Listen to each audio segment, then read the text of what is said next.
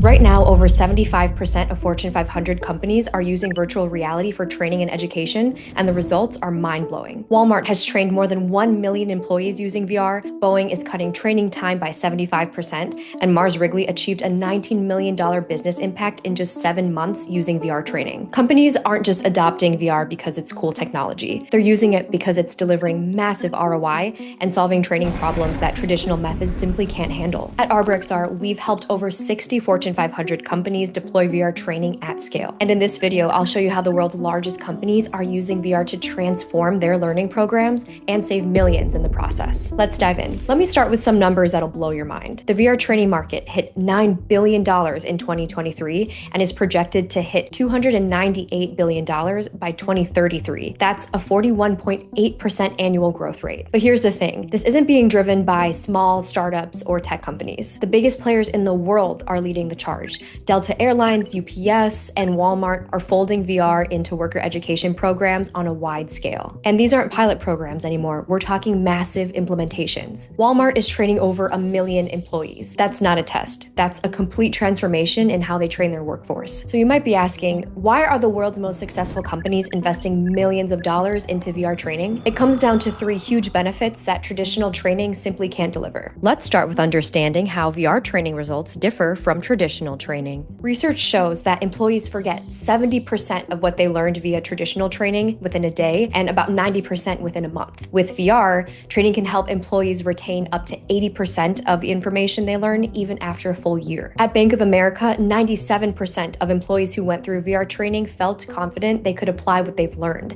That's compared to much lower confidence rates with traditional training methods. Second, the time savings are massive. Training that might require 90 minutes of classroom time can be completed in 20 minutes using VR. For example, Pfizer cut their training time by 40%, and this was while achieving improved quality in their manufacturing processes. UPS transformed its driver training program from 8 hours down to just 2 hours without losing any effectiveness. Third, they can practice dangerous scenarios safely. This is where VR becomes absolutely invaluable. Companies can train employees on high-risk situations without any actual danger to people or equipment. Walmart created a simulation of an active shooter scenario. The training became mandatory every quarter, with over 1 million associates going through it every 3 months. Now let me walk you through some specific examples of how these big companies are actually using VR and the results they're seeing. Mars Wrigley is one of my favorite examples. They needed to onboard 200 machine operators for gum manufacturing in just 6 to 7 months to keep up with high demand. Their traditional training method took 8 to 12 weeks,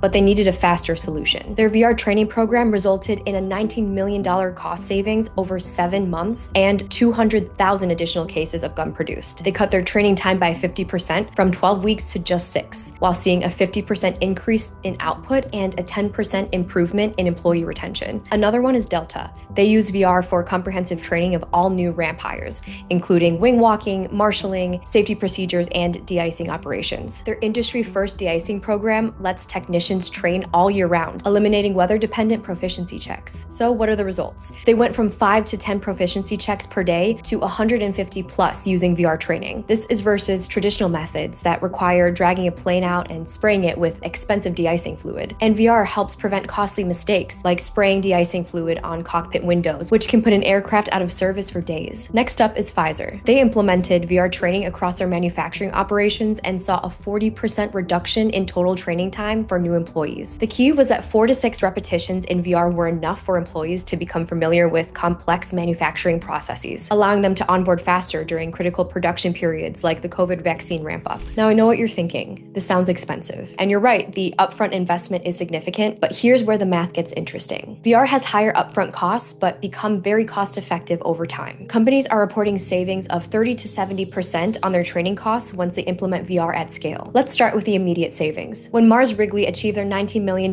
business impact in just 7 months, they cut training time from 12 weeks to just 6 weeks for 200 machine operators. But that's just the beginning. They also saw a 50% increase in production output and produced an extra 200,000 cases of gum. When each case generates profit, those additional units represent millions in revenue that wouldn't have existed with traditional training. WestRock shows us another massive savings opportunity. They save $10,000 to $20,000 per project by eliminating just one physical prototype through VR design reviews. With about 60 designers working on dozens of projects annually, they're saving a substantial amount just on prototyping costs. Consider what traditional training training infrastructure costs, physical training facilities, specialized equipment, materials that get used up during practice. Boeing's cargo door seal assembly training would normally require expensive aircraft components for hands-on practice. Instead, VR lets them train on virtual equipment with the same effectiveness. The safety and error prevention benefits deliver some of the highest ROI. Delta's example is perfect here. When aircrafts are grounded due to training mistakes like de-icing fluid on cockpit windows, the costs are astronomical. Aircraft downtime can cost airlines thousands of dollars per hour or more in lost revenue. Plus, the expense of rebooking passengers and crew scheduling changes. Delta went from 5 to 10 proficiency checks per day to 150 plus daily checks with VR. That's a 15x increase in training capacity. More importantly, employees are making those costly mistakes in a virtual environment instead of on a real $200 million aircraft. Another huge factor of why companies use virtual reality is scalability. Once Walmart created their VR training modules,